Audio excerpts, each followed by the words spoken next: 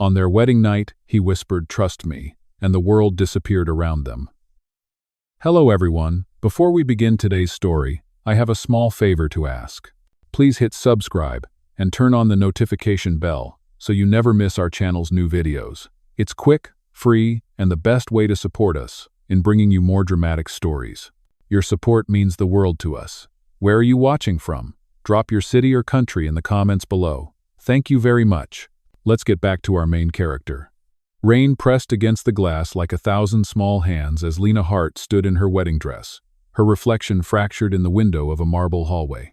The lace sleeves clung to her trembling arms, and beneath the soft glow of the chandeliers, her eyes were not those of a bride, more like a woman standing at the edge of a deal she couldn't refuse. Outside, thunder rolled over New York City, drowning out the echo of her own heartbeat. Just hours ago, she'd been in her tiny design studio, surrounded by unpaid bills, and the news that her mother's surgery had been delayed again because the payment hadn't gone through. Then he appeared, Adrian Cole, the man every business magazine called the tech ghost, a CEO who never smiled in public. He'd said just 5 words that changed everything: "Marry me. Think of it as business." She'd laughed at first, but he wasn't joking. In return, he would settle her debts and fund her mother's treatment. No emotions, no expectations, just signatures and appearances. Now, as she stood outside the ballroom, the weight of that ring on her finger felt like ice. The doors creaked open, revealing him waiting by the altar. Perfect suit, steady gaze, the picture of control. Cameras flashed, guests whispered. To them, this was a union of elegance and power. To Lena, it was survival dressed as love. When the vows ended, Adrian leaned closer, his voice low enough for only her to hear. "Trust me," he whispered, and something in his tone, soft, almost human, made the noise of the crowd fade until it felt like the world itself had disappeared.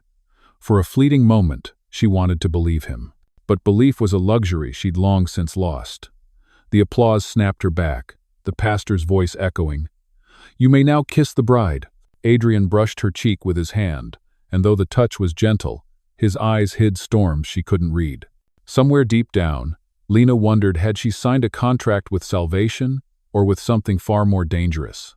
As they stepped into the rain for the waiting limousine, flashbulbs chased them, the city's lights bending in the downpour. And behind her faint smile, Lena whispered back what she couldn't say aloud. "I hope you mean it." The night swallowed the sound, and the world around them indeed disappeared. The limousine rolled through the city, rain streaking the tinted windows like silver threads. Lena sat beside Adrian, her hands folded tightly in her lap. The silence between them was not awkward, it was calculated. Every second of this marriage had been scripted. The contract, the ceremony, the smiles for the cameras.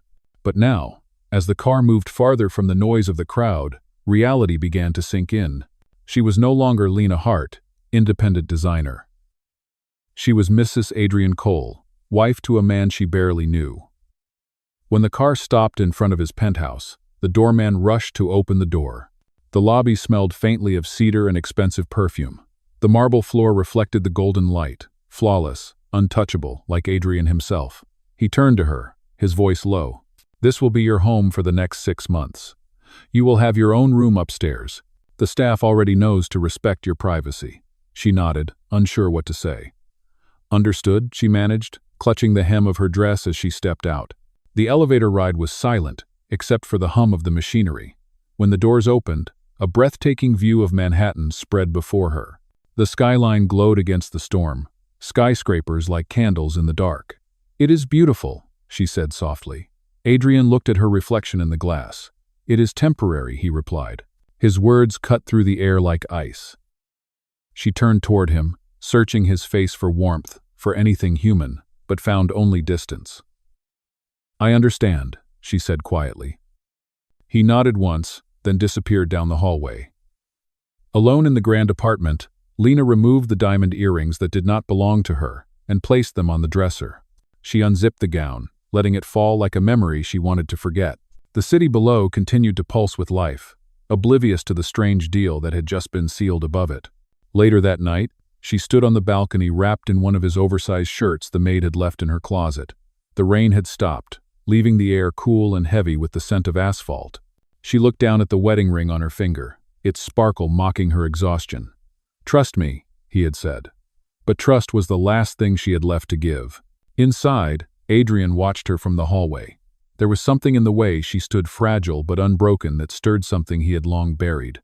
He had made this marriage for control, to keep the board from forcing him into a merger. Yet, seeing her now, a quiet resilience in her eyes, he felt the faint tremor of guilt. The next morning, Lena woke to the sound of the city below. The sun cut through the curtains, painting the room in gold.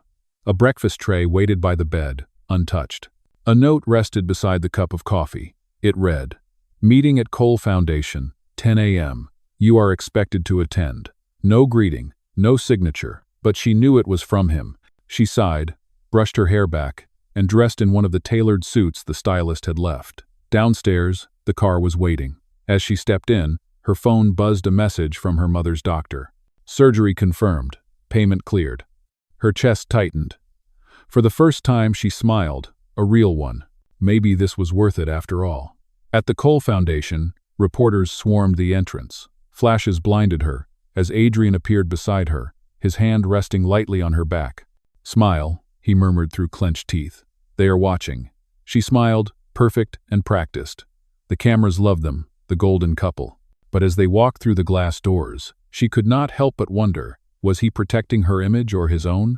The elevator doors closed, sealing them in silence again. Adrian finally spoke, his tone softer this time. "You handled that well." She glanced at him, surprised. "You almost sound like you mean it." His lips curved just slightly. "Maybe I do." For the first time since the wedding, she saw something flicker behind his guarded eyes, something almost human. The conference room was all glass and steel, sharp and cold like the man who owned it. Lena followed Adrian inside, her heels clicking softly on the polished floor. A dozen executives stood as they entered, their smiles rehearsed, their curiosity thinly veiled. Everyone in that room knew this marriage was a surprise, and every glance seemed to ask the same unspoken question: why her? Adrian gestured for her to sit beside him, his hand briefly touching her chair as if to anchor her. "Gentlemen, Mrs. Cole will be joining us at certain foundation events," he announced, his tone calm, commanding. "She will represent the design division on our upcoming charity projects." The men exchanged quick looks. Charity was usually code for publicity, and a new wife meant fresh headlines. Lena kept her chin up, remembering what he had told her: smile when they look, listen when they speak, and never flinch.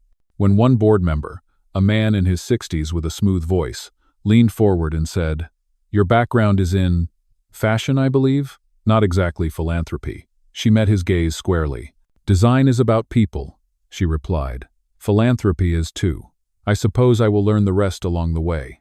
Adrian's mouth twitched, almost like he wanted to smile, but he said nothing. After the meeting, as they walked toward the elevator, Lena could feel the tension still hanging in the air.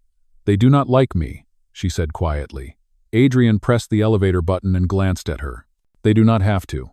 They just have to respect you." She looked at him, surprised by the unexpected hint of support. "And if they do not?" He gave a small, dry laugh. "Then they will answer to me." That night, Lena sat in the penthouse studio, sketching alone. The city stretched below her like a field of stars.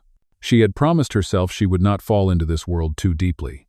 But the more she saw of Adrian, the man behind the control, the harder it was to keep that promise. She had seen him at the foundation earlier, crouching to talk to a child in a wheelchair during a donation event. No cameras, no press, just quiet sincerity. He had looked up and caught her watching, and for a heartbeat, his expression had softened. Maybe there was more to him than strategy and contracts. The sound of the door opening pulled her back. Adrian stood in the doorway, sleeves rolled up, his usual perfect composure replaced by exhaustion. "You are still awake," he said. "I could ask you the same thing," she replied. He stepped closer, eyes drifting to the sketches on her table. "You drew this?" "Yes, it helps me think." "You are talented," he said, almost absently. She looked at him, surprised by the quiet sincerity in his voice. "Thank you." He picked up one of the sketches, a design for a community center, inspired by the foundation's upcoming project. "You should show this to the team," he said. "They could use something real." "I am not sure they want my help," she admitted, They will if I say so. His tone was gentle but firm, the same authority that made people obey him without question. But when he looked at her again, there was something different in his eyes. For a moment, neither of them spoke. The city lights painted their reflections on the glass, two people bound by paper but connected by something unspoken. He finally said, "Good night, Lena," and turned to leave. "Good night," she replied softly, though he was already gone. When the door closed, she touched the edge of the paper he had held, her heart unsteady. Somewhere between duty and deception, something real was beginning to grow, and that terrified her more than the deal itself, because if she let herself believe him, she knew it would not just be her name on the line, it would be her heart. The following weeks moved like clockwork, a rhythm of charity galas, interviews, and quiet dinners that looked perfect from the outside. Lena played her role flawlessly, the elegant wife who smiled at the right moments, laughed when the cameras were on, and stayed silent when they were off. But behind every polite smile was 1,000 questions she could never ask. Adrian was the same enigma he had been since the day they met, brilliant, composed, and untouchable. Yet sometimes, when the crowd thinned and the flashbulbs dimmed, he looked almost human. At one evening gala, held in the glass atrium of the Metropolitan Museum, Lena wore one of her own designs, a deep emerald gown that shimmered like wet leaves under the light. As they arrived, whispers followed her. "That is the wife," someone murmured. "She used to work in a tiny design shop in Brooklyn." "A charity case," another voice said. The words stung, but she kept her head high. Adrian placed a hand at the small of her back, guiding her through the crowd. "Ignore them," he murmured. "They only talk because they cannot understand what they do not have." "And what do we have?" she asked quietly. His hand lingered for a moment before he replied, "An agreement. For now." Later that night, after the speeches and the endless photographs, Lena escaped to the terrace for air. The city glowed beneath her, a living map of ambition and loneliness. She was not alone for long. Adrian joined her, his tie loosened, the lines of control around his mouth softer than usual. "You did well tonight," he said.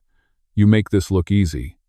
"It is not," she answered, pretending to be part of a world that still thinks I do not belong. "You belong wherever you decide to stand," he said. She looked at him, startled by the warmth in his voice. "Why do you say things like that?" "Because they are true." He turned toward her, their faces just inches apart, the night air charged with something unspoken. For a moment, the noise of the gala disappeared. The only sound was her heartbeat and the distant hum of the city below. He reached out and brushed a stray curl from her face.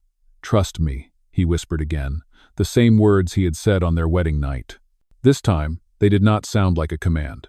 They sounded like a plea. She wanted to step closer, to let that wall between them finally fall. But before she could answer, the terrace doors opened.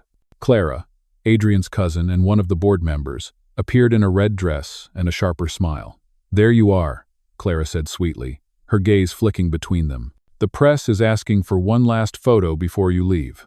And Lena, try not to look so emotional. It ruins the image." Adrian's jaw tightened, but he said nothing.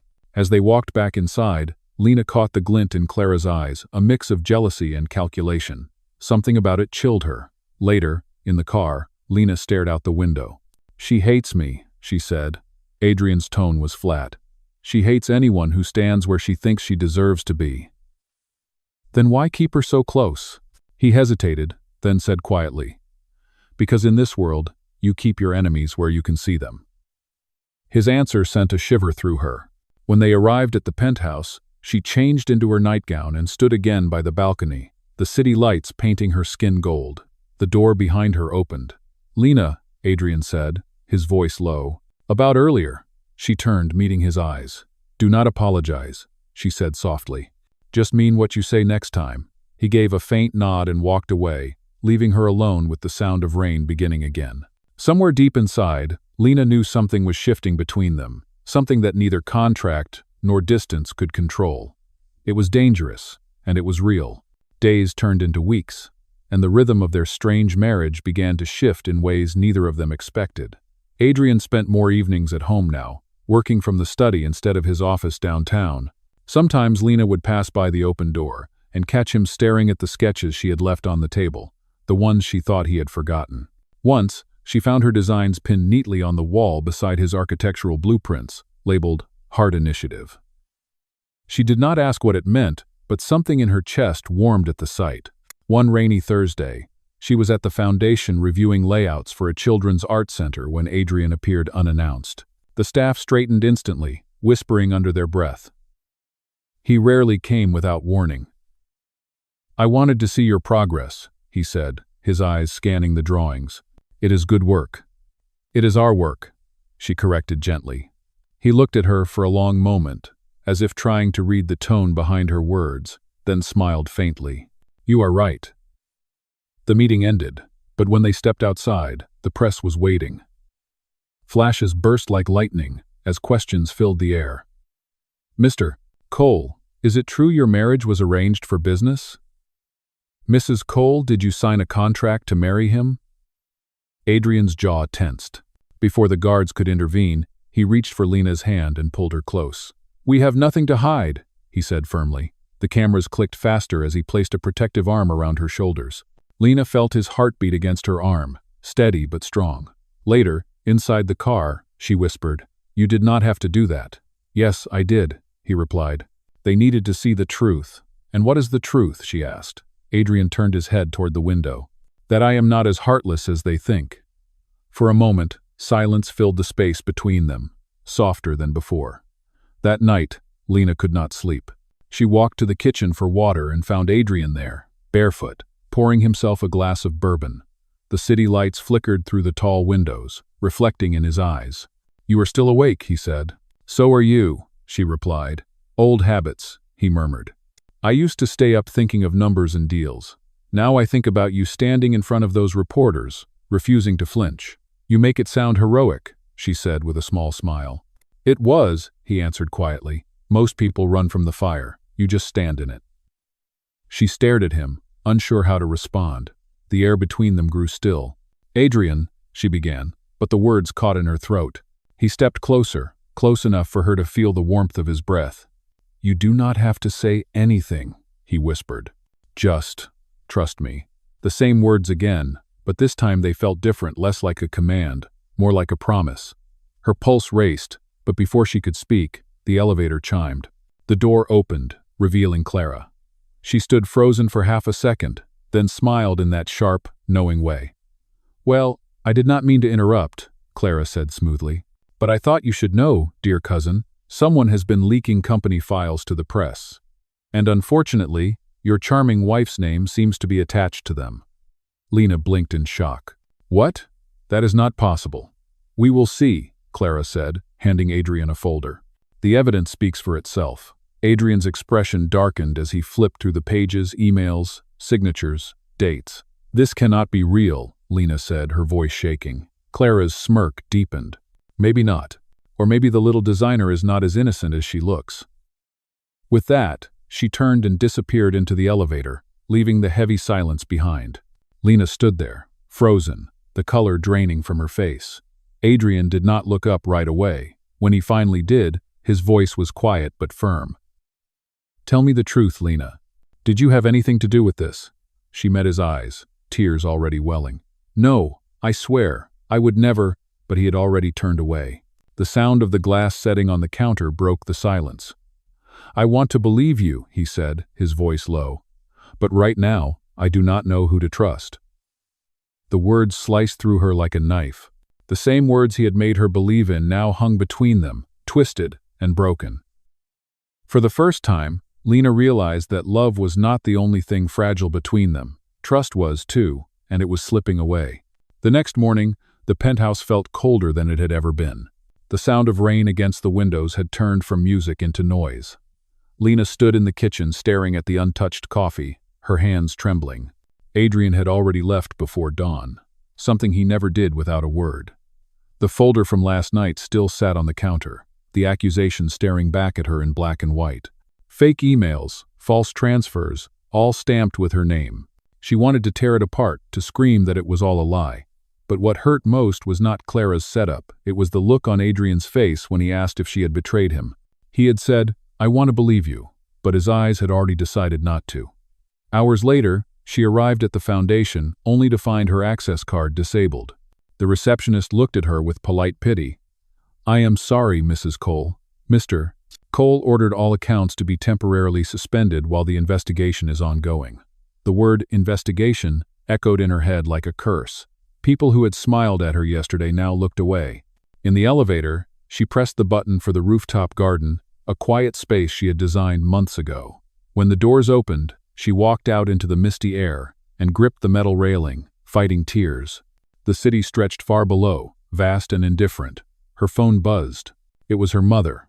"Sweetheart, I just saw the news. They are saying you stole from the company." "Do not believe them, Mom," Lena said, her voice breaking. "I would never do that." "I know," her mother said softly. "But does he?" The line went silent after that, and Lena's heart felt heavier than ever. Meanwhile, across town, Adrian sat in his office staring at the same folder Clara had given him. Something about it felt wrong. The timing, the signatures, it was too perfect. He had built his empire on seeing through lies, yet he had not even paused before doubting the one person who had stood beside him without asking for anything. Clara entered without knocking, her voice dripping with concern. "You cannot ignore this, Adrian. The board is already talking about a vote of no confidence.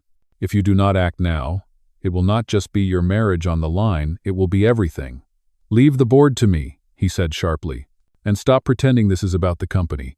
You wanted her gone the moment she walked into my life." Her expression hardened. "Do not be naive. She is a distraction, and distractions destroy men like you." "Then maybe I am tired of being the kind of man you think I am," he replied coldly. Clara's lips tightened, but she said nothing more. When she left, Adrian leaned back in his chair and exhaled.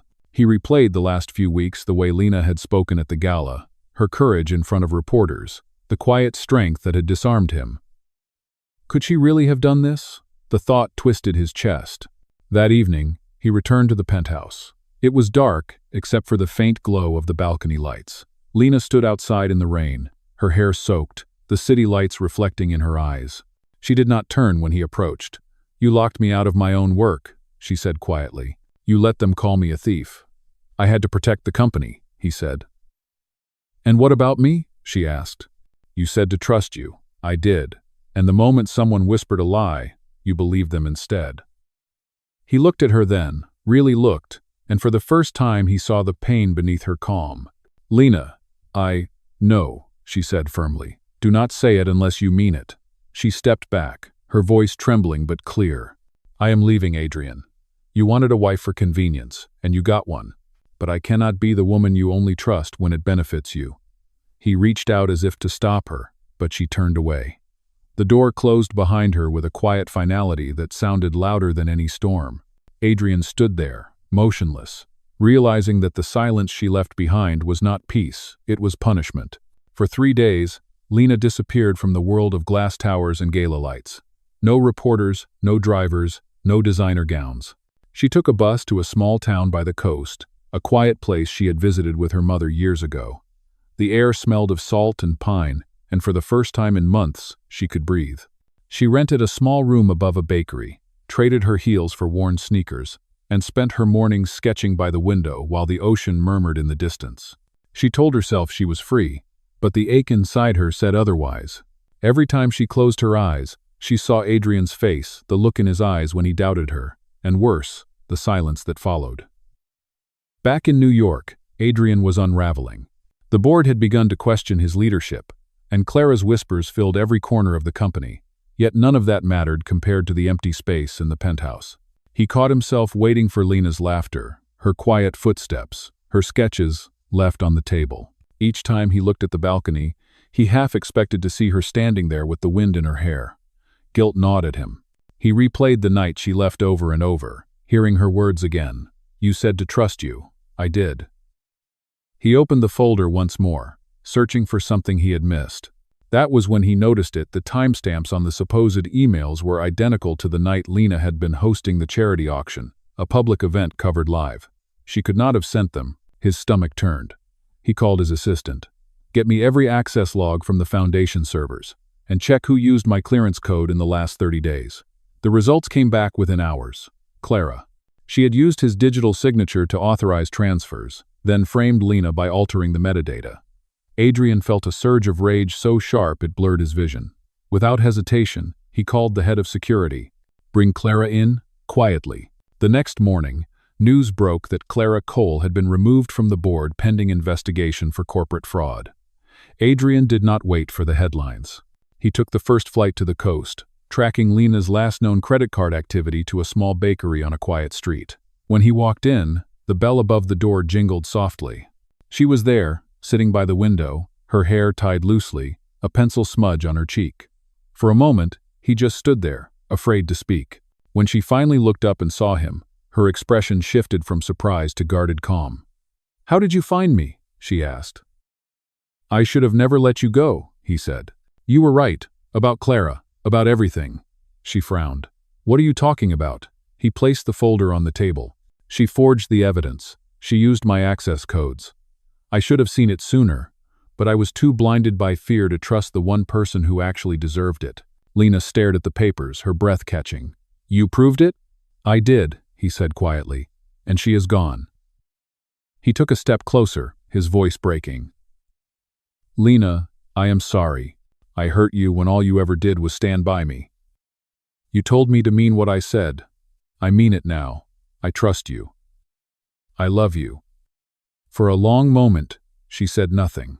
The ocean wind pushed against the windows, filling the silence. Finally, she whispered, "Do you think words are enough to fix what you broke?" He nodded slightly. "No, but I am here to earn the rest." Something in his tone, raw, steady, real, softened her. She looked down, tracing the rim of her cup with her finger. "I do not know if I can come back," she said. "Then let me stay," he answered. "Just for a while." And he did. Every morning, he sat at the bakery, quietly reading while she sketched. He did not press her, did not demand forgiveness. But little by little, she began to smile again. One evening, as the sun melted into the horizon, she finally said, "Maybe you should come tomorrow too." It was not forgiveness yet, but it was a beginning, and for Adrian, it was everything. Weeks passed quietly on the coast, the sea air softening the tension that once lived between them.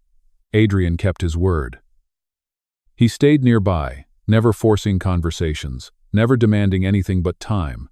Lena watched him from a distance at first, unsure if his remorse was genuine or just another performance from a man who knew how to command a room.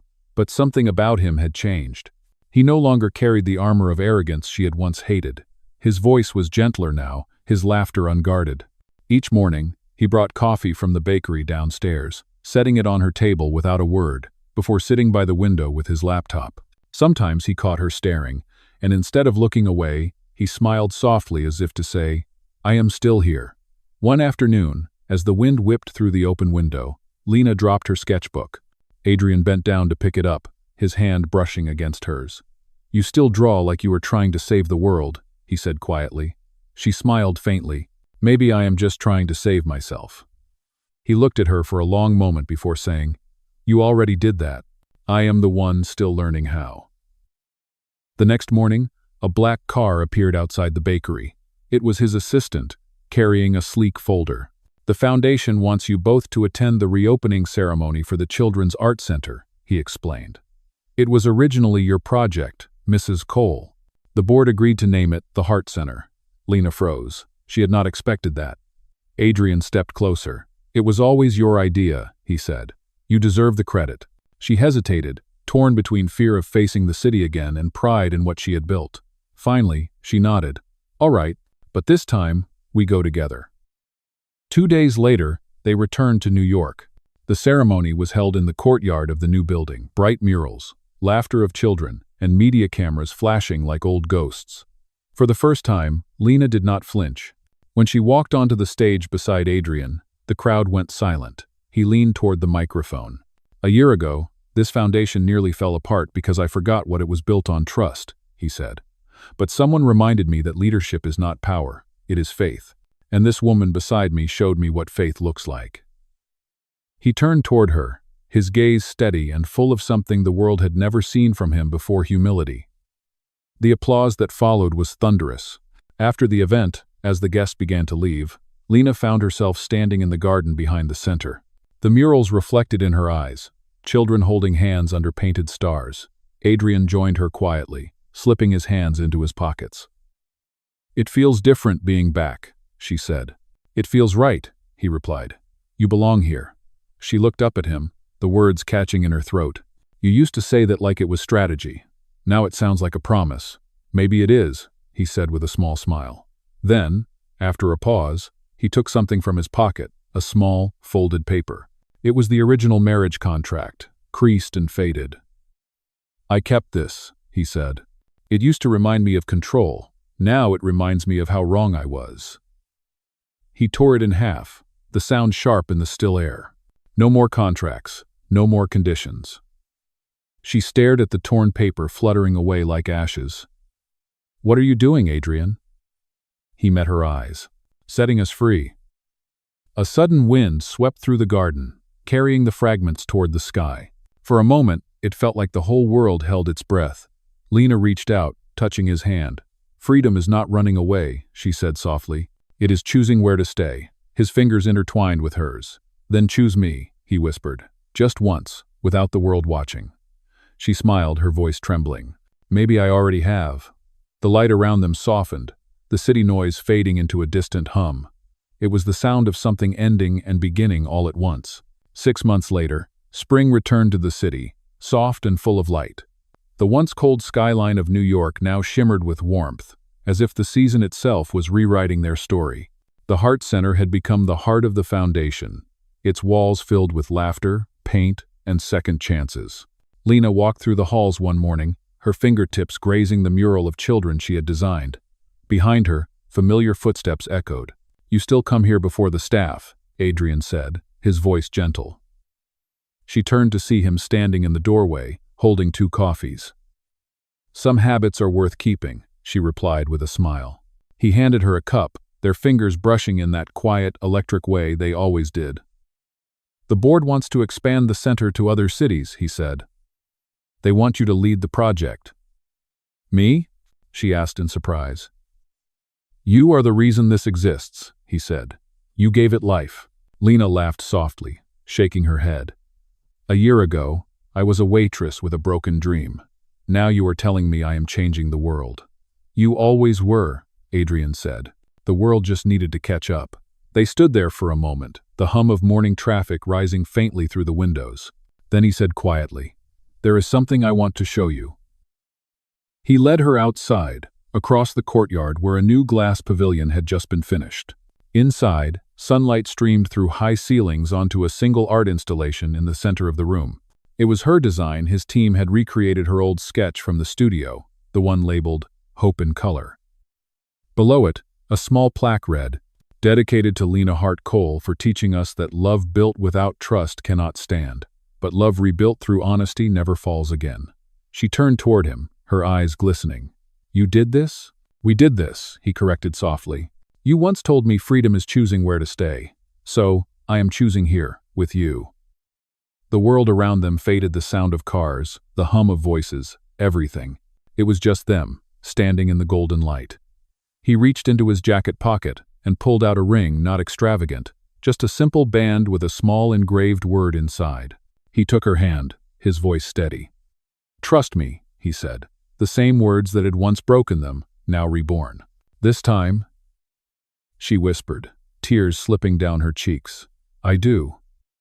The moment hung in the air like the pause before a heartbeat. Then he slipped the ring onto her finger, and she smiled through the tears. Outside, the first cherry blossoms of the year drifted across the courtyard, petals scattering like confetti. It felt less like a wedding and more like a promise kept. Later that evening, as the city lights shimmered against the river, they stood on the same balcony where their story had begun, the night of the contract, the lie, and the first whispered, "Trust me." But this time, there was no contract, no audience, no fear, only truth. Lena leaned into him, her voice barely above a breath. "Do you ever think about how it started?" He smiled. "Every day. Because every mistake led me to the one thing I will never take for granted again." "And what is that?" "You," he said simply. She rested her head against his chest, listening to the steady rhythm of his heart. The city pulsed below them, alive and vast. But for that one moment, the world truly disappeared around them, just as it had that first night. Only now it was not built on illusion, but on love that had survived everything meant to destroy it. And somewhere in the distance, the wind carried the faintest echo of their beginning. A whisper turned into truth. Trust me.